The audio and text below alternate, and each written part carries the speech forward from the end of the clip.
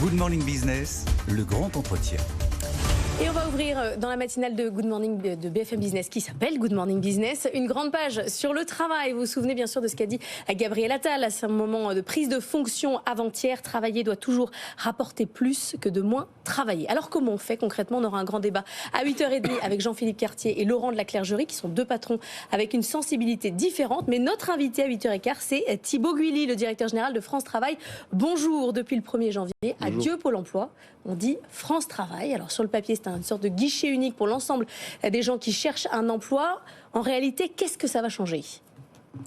Parce que ce que ça va changer, c'est d'apporter une réponse en fait à tout ce que les demandeurs d'emploi ou les chefs d'entreprise attendent en fait du service public de l'emploi. D'abord, une relation beaucoup plus simplifiée. Alors, pour les demandeurs d'emploi, ça commence par l'inscription de tous à France Travail. Aujourd'hui, il y a encore trop de personnes qui ne sont pas accompagnées vers l'emploi. On avait eu l'occasion d'en parler pour les bénéficiaires du RSA, c'est seulement 40%. Qui seront maintenant à France Travail. Les jeunes, les personnes en situation de handicap, en fait que toutes les personnes privées d'emploi, en recherche d'emploi, soient identifiées. Ensuite, après, mieux connues aussi, qu'on investisse pour bien les connaître, à la fois sur leurs aspirations, leurs capacités professionnelles, quel emploi je recherche, mais aussi pour pouvoir lever les obstacles, de bien connaître la situation parfois sociale, parce qu'on sait très bien que la mobilité, la garde d'enfants, le logement peut parfois être un frein. Et ensuite, c'est la coopération que ce soit des acteurs de l'accompagnement des personnes, mais aussi l'accompagnement des entreprises, parce que si on travaille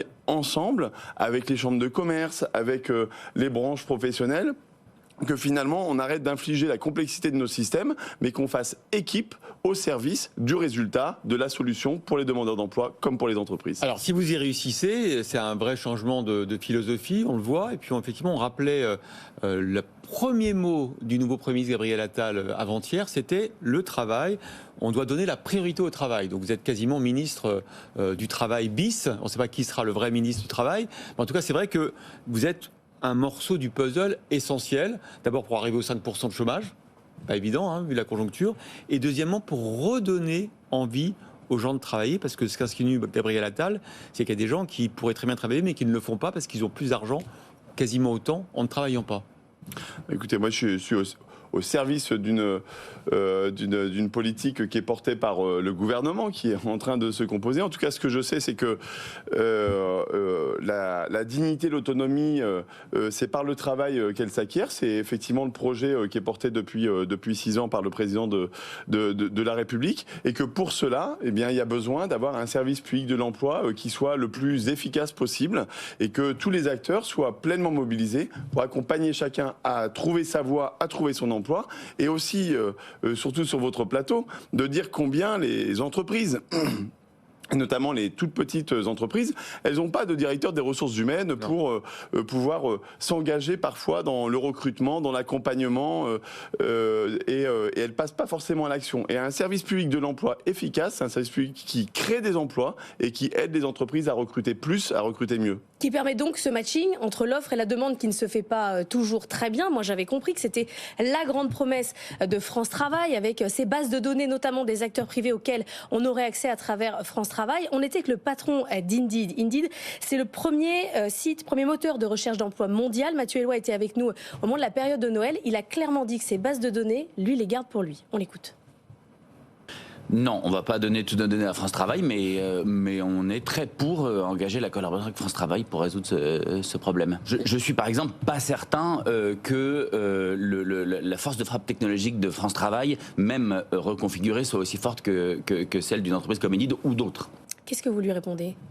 Ouais, écoutez, moi je réponds que chacun prend ses choix. En fait, la coopération, c'est par définition quelque chose de volontaire. Ce que je sais, c'est que moi, encore hier soir, j'étais avec un certain nombre de dirigeants d'entreprises, que ce soit des acteurs du recrutement avec lesquels on va faire équipe pour pouvoir accompagner les parcours. Citer, hein, vous étiez avec les géants de l'intérim. Oui, avec les dirigeants d'Adecco, de Randstad, d'Actual. C'est des acteurs avec lesquels déjà les agences France Travail collaborent au quotidien. Pas plus tard qu'il y a 2 jours, j'étais à Lille, et pour pouvoir répondre aux besoins des entreprises, il faut en fait ciseler parfois des parcours. Il faut trouver les candidats, il faut apporter de la formation, c'est ce que fait France Travail, et puis permettre des expériences. Mais la data, c'est la clé, la clé. La data, elle se partage avec ces acteurs-là, mais elle se partage aussi. Il y avait la directrice générale de LinkedIn, par exemple, avec laquelle...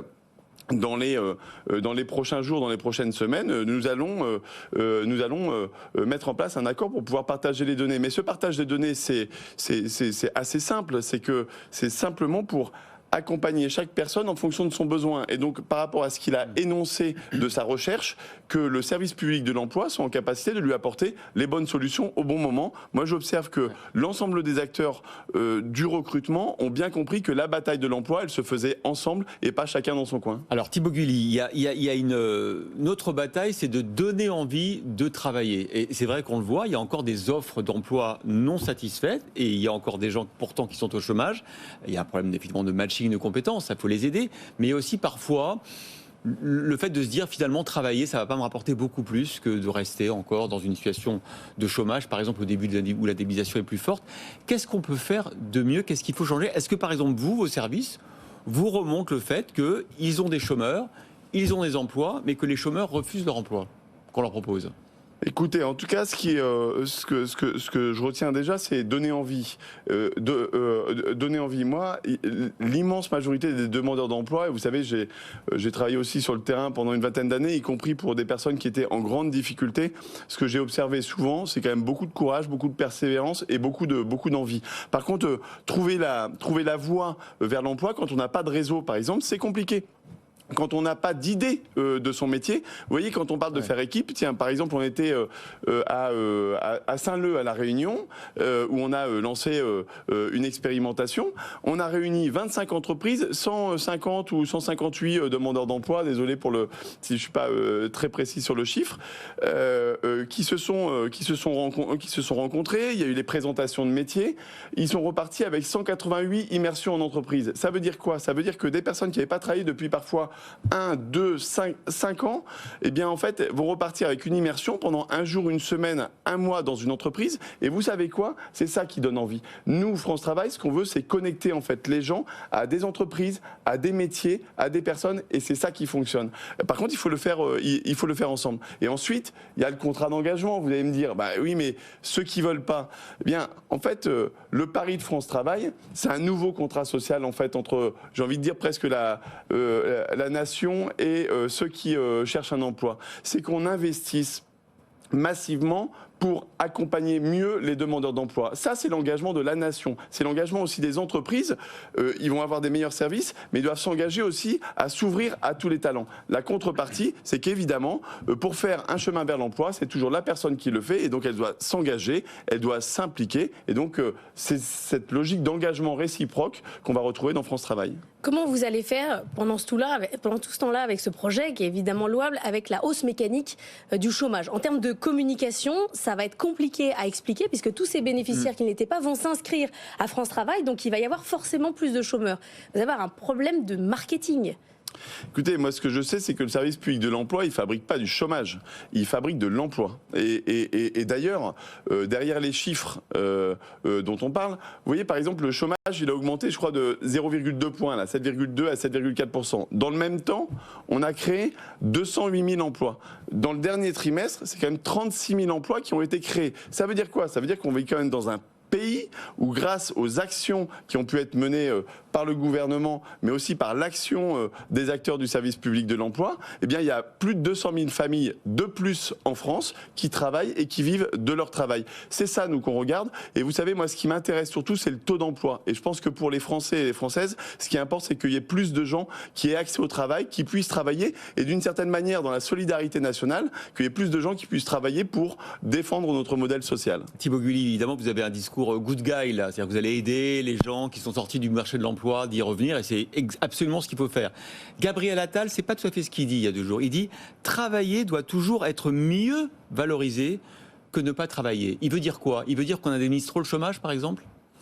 Écoutez, moi je vais pas aller interpréter les propos de notre nouveau Premier ministre. En tout cas, ce que je sais, pour avoir eu l'occasion d'échanger sur ces sujets-là, c'est que il y a des engagements qui doivent être pris. Ça, on vient de le dire, pour accompagner les personnes. D'accord. Il faut évidemment que les personnes s'engagent pour ça. Et d'ailleurs, est-ce qu'il faut les sanctionner si elles ne s'engagent pas? Est-ce qu'il faut diminuer leurs allocations chômage?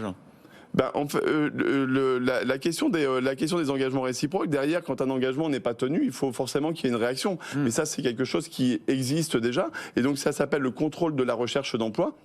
Et de s'assurer à chaque fois que les engagements sont tenus aussi des demandeurs d'emploi. Le ministre du Travail, Olivier Dussopt, l'a annoncé. L'objectif, c'est de doubler progressivement le nombre de contrôles. Mais vous savez, ces contrôles-là, ils permettent parfois de se rendre compte que l'accompagnement n'est pas adapté, et donc on active un nouvel accompagnement pour le demandeur d'emploi. Et puis pour ceux qui ne sont pas au rendez-vous ou qui ne s'impliquent pas assez, ça peut aller effectivement jusqu'à la sanction, voire même la radiation. À propos de promesses tenues et tenables, les 5,5 de chômage en 2027, vous y croyez? Vous pensez que c'est possible? Écoutez, moi ce que je sais, c'est que l'action qu'on a engagée et qu'on a commencé à déployer dans un certain nombre de territoires, parce que vous savez, on fait France Travail par le terrain et par les expérimentations. Ce dont je vous parlais à Saint-Leu-de-la-Réunion, je pourrais vous parler des actions de prospection qu'on a lancées en Ille-et-Vilaine. 460 entreprises qui ont été vues dans le bassin de Redon en prospection, avec des résultats qui sont hyper intéressants. À Saint-Nazaire, on a réuni les entreprises du bassin de Saint-Nazaire pour leur montrer comment, quand on recrute autrement, quand on connaît les dispositifs, les aides, les appuis, eh bien on recrute dans d'autres types de profils et ça marche. Ben, je vois que les premières sessions ont tellement de succès qu'il faut qu'on en recrée des nouvelles. Tout ça, ça crée des emplois, ça diminue les délais de recrutement, ça simplifie l'acte de... Donc on peut y arriver au 5,5? Ah mais moi je suis...